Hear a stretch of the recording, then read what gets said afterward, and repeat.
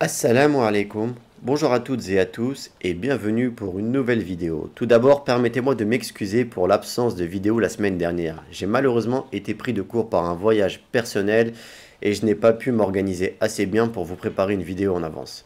Ceci étant dit, cette semaine, je suis obligé de vous parler du parcours de l'équipe nationale marocaine durant cette Coupe du Monde de football. Ne vous inquiétez pas, si vous n'aimez pas le foot, on ne va pas parler football, mais plutôt des aspects positifs qu'il y a autour de cela.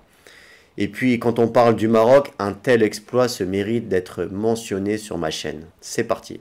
Pour comprendre l'importance de la participation et du parcours du Maroc, il faut savoir que le Maroc n'était, entre guillemets, que la 22e nation au classement FIFA. C'est en gros le classement de l'organisation, de l'instance mondiale qui dirige le football. Et avant ce mondial, le Maroc n'avait réussi à sortir des phases de groupe seulement une seule fois dans son histoire, en 1986, et uniquement 3 équipes africaines avant le Maroc avaient atteint les quarts de finale dans cette compétition. Je vous dis tout ça uniquement pour contextualiser la performance des Marocains durant ce mondial et de ce que cela représente globalement au niveau africain et mondial. D'ailleurs, dites-moi en commentaire si vous avez suivi leur parcours ou si pour vous le football ne présente aucun intérêt. Je suis curieux d'avoir quand même vos avis à ce sujet. Alors, parlons tout de suite des aspects positifs pour le Maroc. Tout d'abord, il faut savoir que quand une équipe nationale fait un tel parcours, il y a tout un écosystème financier qui en profite dans tout le pays. Dans un premier temps, vous allez avoir tous les commerçants. Sachez que plus le Maroc perdurait dans la compétition et plus cela impactait économiquement les commerçants marocains, et plus particulièrement les commerces de restauration. En effet, les restaurants et les cafés ont fait largement le plein à chaque match de l'équipe nationale. La simple place sans consommation pouvait coûter jusqu'à 100 dirhams dans certains cafés, uniquement pour avoir le droit de s'asseoir devant le match. Sans compter les diverses consommations une fois sur place, autant vous dire que le chiffre d'affaires du secteur de la restauration a fait le plein durant ce mois. Ensuite, ce sont tous les commerces liés au merchandising autour de l'équipe nationale qui ont pu en bénéficier. Les maillots à l'effigie du Maroc, bien entendu, étaient en rupture de stock et le sont d'ailleurs toujours dans de nombreuses villes du Maroc, que ce soit des maillots de football ou même de simples t-shirts arborant le mot Maroc ou équipe de foot par exemple. Tous les accessoires divers, mugs, écharpes, drapeaux, etc.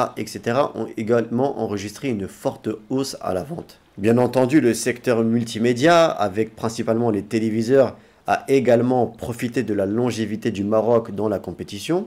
Ils ont enregistré de nombreuses ventes durant ce mois. Tout ça pour vous expliquer et vous faire comprendre qu'en plus de la joie procurée au peuple marocain, l'économie du pays a également profité de ce parcours.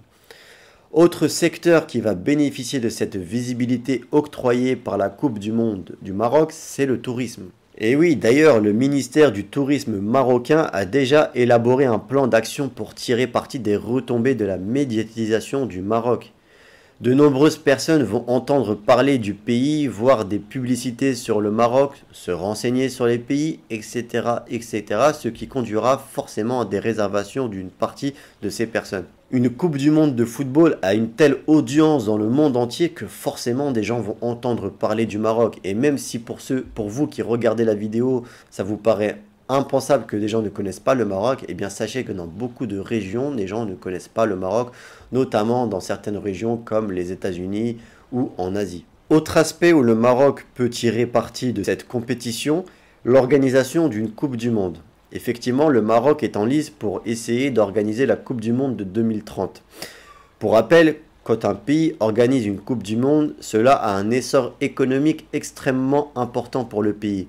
Vous allez avoir la construction de nouvelles routes, de nouvelles infrastructures, de nouveaux hôtels, des hôpitaux, des cliniques, etc.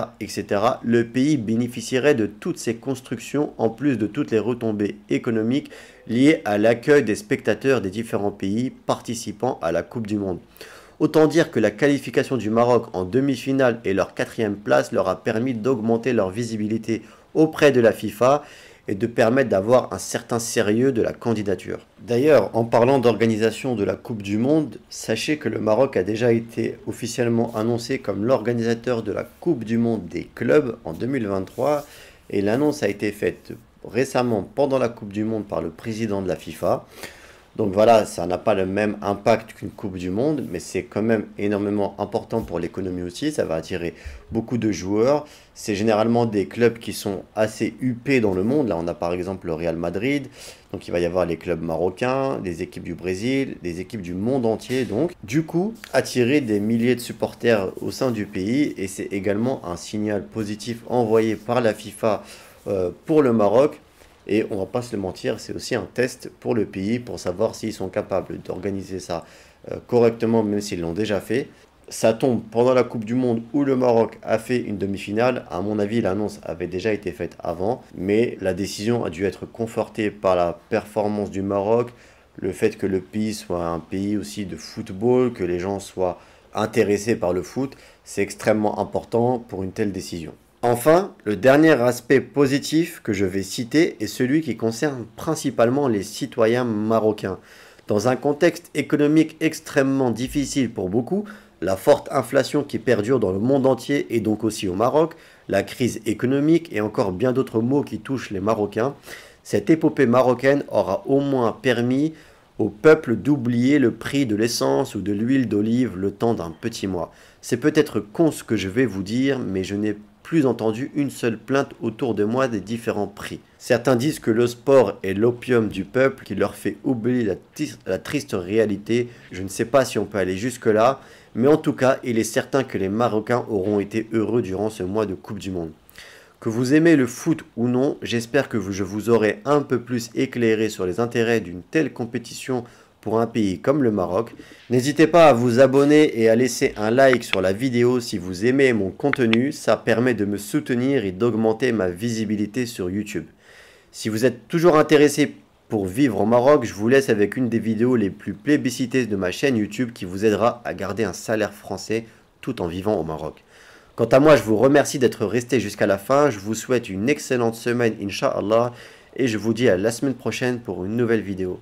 Et surtout, n'oubliez pas, prenez soin de vous, prenez soin des autres. Assalamu alaikum.